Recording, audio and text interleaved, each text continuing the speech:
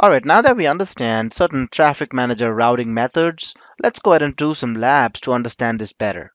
We'll go ahead and understand various checkboxes and radio buttons we have in the traffic manager profiles as and when we get along those options. All right, for demonstration purposes, I've created two web applications under app services. Call them as ecom site 1.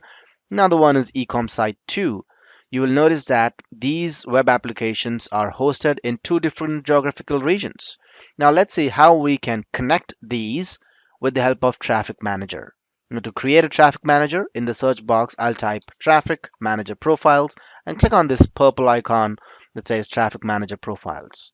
As always, you can either click on Add button or Create Traffic Manager Profile and start filling up these values. Make sure that the name that you give to your traffic manager should always be unique and nobody else in the world must have chosen it.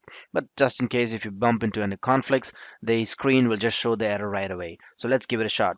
I'm gonna give it name as traffic manager.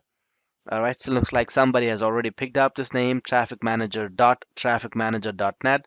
Put your mouse on the red thing, and you will see that the domain name has already been picked up. So let's give it a smaller name, Trafman or something. All right, somebody's getting creative there. That web application, that endpoint has also been picked up. I'm just gonna put some numbers next to it. All right, there you go. So this is accepted. And now these are the routing methods that we discussed so far. There's performance, weighted, priority, and geographic that we understand.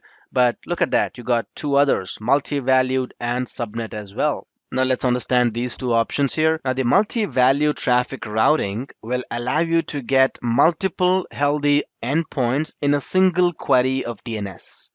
So this will enable the caller to do certain client-side retries with other endpoints in the event of a particular endpoint being unresponsive. And that means that this kind of pattern will increase the availability of a service. And this will also reduce the latency that is usually associated with a new DNS query to obtain a healthy endpoint. Now there's another one called a subnet.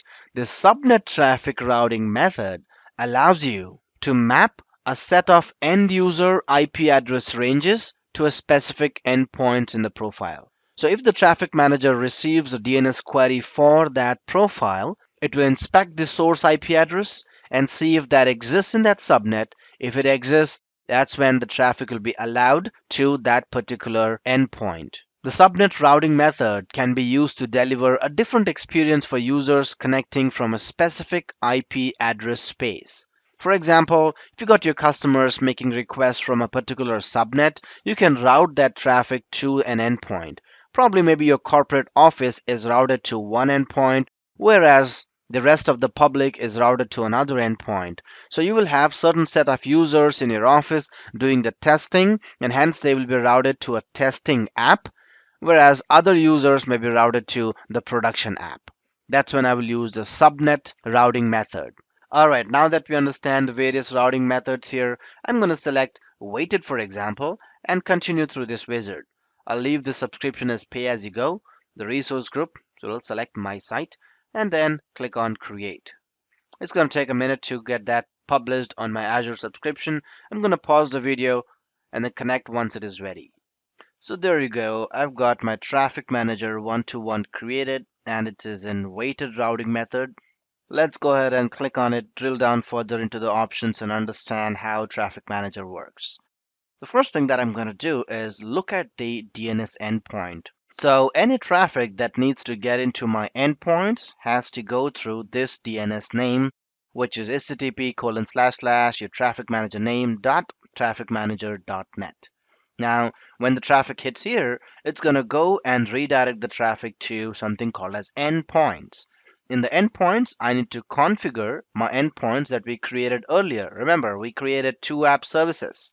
So I'm going to connect those app services to this traffic manager. I'll click on add, and then let's go through these options that we have here. The endpoint that we have is of primarily two types. One is an Azure endpoint and second one is an external endpoint. So if you got your endpoints hosted in Azure in your subscription, you might want to choose Azure endpoints. Examples for this could be your load balancer or even a virtual machine. An external endpoint is a kind of endpoint which is outside your Azure subscription. This could be anything that has an FQDN. It could be application that is not hosted in Azure as well. A nested endpoint is where you would like to connect other traffic managers configured in other traffic manager routing methods. For example, this traffic manager is configured with weighted routing method. And let's say the traffic that gets into this traffic manager then gets into an endpoint, which is nested endpoint in, let's say, priority method or performance method. So you can have as many nested endpoints as possible. So in this case, we got our endpoints in Azure. So I will select Azure endpoint here. I'll give it a name, call it as endpoint 1.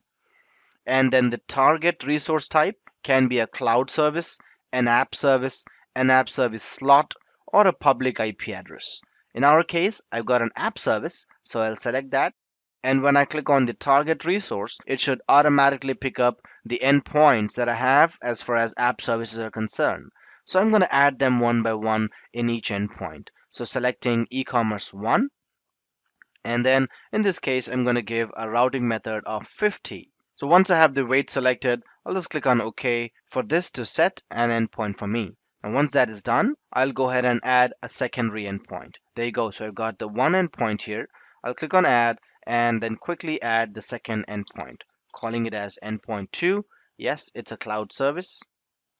Okay, it's an app service. So I'll select e-commerce site 2, and then the remainder of my 50% of the traffic will go to this secondary endpoint, which is ecom site 2. I'll click on OK, and now I've got both of these endpoints connected to my traffic manager. So what does that mean? It means that any traffic that hits and gets into http:// it will be redirected to the endpoints that I've configured out here. The traffic will be load balanced between them on 50-50 basis. You can also go ahead and look at the configuration here and then change the routing method from weighted to performance, let's say, or priority. But there are other important options, for example, the DNS time to live. Time to live is the amount of time the DNS client query will be cached in your client machines. So it looks like 60 seconds is the default amount of time the client query will be cached on their machines. The traffic manager also has certain health information just like load balancer. If you recall your load balancer session, we were looking at the health probes. When should the load balancer send the traffic to the endpoint? Similarly, for traffic manager as well, the traffic manager will send the traffic to the endpoint only if they are healthy. So here are the certain health rules that you're configuring to make sure that the traffic manager sends the traffic to healthy endpoints only and the unhealthy endpoints are totally ignored. You can take a look at the traffic view, and this is a new configuration here, and you need to enable this traffic view. And this will make sure that any traffic that is going between your traffic manager and the endpoints is something that you can see. You can see where the traffic is originated from, how much latency do the users have. So by looking at these values, you will be able to fine tune your application and then also understand the user experience. The whole traffic manager section may appear like a load balancer, but keep in mind that traffic manager and load balancer, although are distributing the traffics between the endpoints, they are totally different and they are operating at two different layers of the OSI. We will understand the difference between traffic manager and load balancer in the next lesson. But for now, the takeaways from this lesson is that we understood to configure the traffic manager, connect the endpoints to it, and then also the configuration section where you can write down the health probes that the traffic manager can send to the respective endpoints that you've configured right here.